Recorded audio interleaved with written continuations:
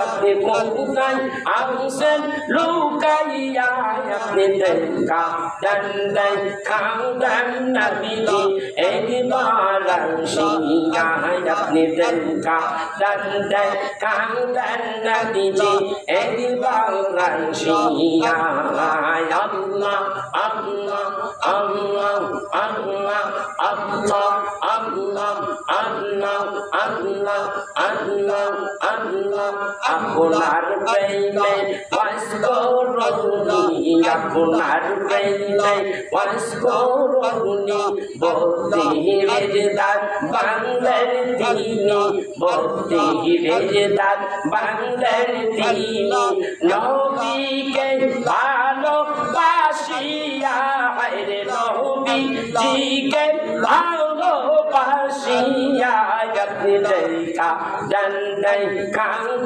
নবীজি একবার আসিয়া আপনি মায়ার নবী নূরের ছবি মায়ার নবী নূরের ছবি কোথায় আছেন লুকাইয়া আপনি কোথায় আছেন লুকাইয়া আপনি দেখা দেন দেখান নবীজি একবার আসিয়া আপনি মায়ার নবী নূরের ছবি মায়ার নবী নূরের ছবি কোথায় আছেন লুকাইয়া আপনি কোথায় আছেন লুকাইয়া আপনি দেখা দেন দেখান নবীজি একবার আসিয়া আল্লাহ আল্লাহ আল্লাহ আল্লাহ আল্লাহ আল্লাহ আপনার প্রেমে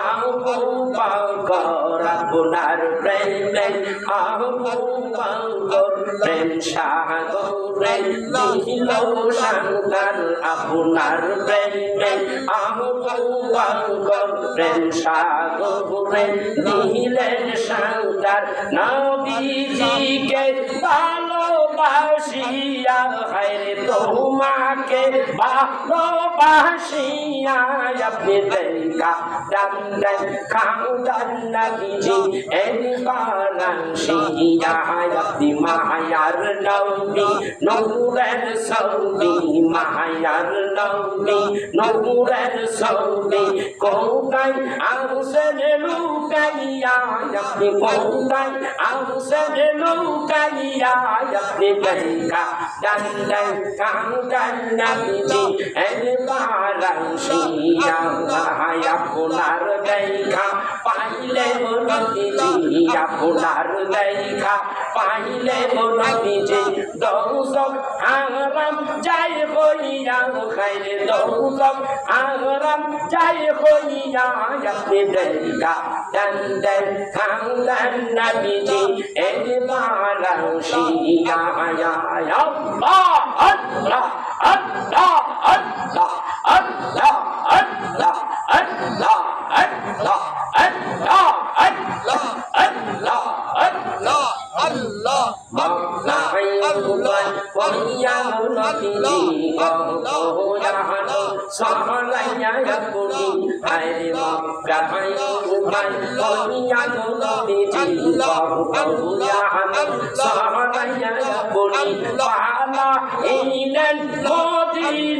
যাইয়া হায়রে সাহাবা ইলেন মদিনায় যাইয়া আপনি দেখা দেন দেখান নবীজি একবার আসিয়া আপনি মায়ার নবী নূরের ছবি মায়ার নবী নূরের ছবি কোথায় আছেন লুকাইয়া আপনি কোথায় আছেন লুকাইয়া আপনি দেখা দেন দেখান নবীজি একবার আসিয়া আল্লাহ